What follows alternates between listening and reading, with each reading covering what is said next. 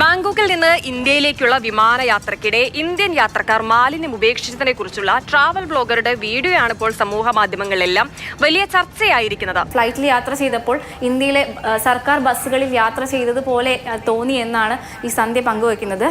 കുട്ടികൾ മാത്രമല്ല, മുതിർന്നവരും പരിസരങ്ങളിൽ മാലിന്യം വലിച്ചെറിയുന്നുണ്ട് എന്നും സന്ധ്യ കൂട്ടിച്ചേർക്കുന്നുണ്ട്.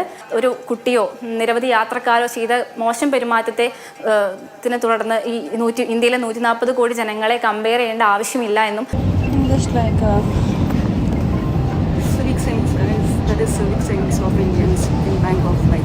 ഇതൊരു നാണക്കേടുണ്ടാക്കുന്ന കാര്യമാണ്. പ്രത്യേകിച്ച് ഇന്ത്യക്കാരെ സംബന്ധിച്ചിടത്തോളം പല നാടുകളിൽ ചെന്ന് ചിലരെങ്കിലും ചെയ്തു കൂട്ടുന്ന പ്രവൃത്തികൾ കൊണ്ട് പൊതുവിൽ ഒരു ചീത്തപ്പേരുണ്ട്. ഇന്ത്യക്കാർ എവിടെ ചെന്നാലും എല്ലാം നശിപ്പിക്കുന്നു, മോശമായ രീതിയിൽ പെരുമാറുന്നു, ഒരു സിവിക് സെൻസ് ഇല്ല എന്നുള്ള രീതിയിലൊക്കെ പല വിമർശനങ്ങളും പല കോണുകളിൽ നിന്നായി കേട്ടുകൊണ്ടിരിക്കുന്ന ഒരു സമയമാണ്.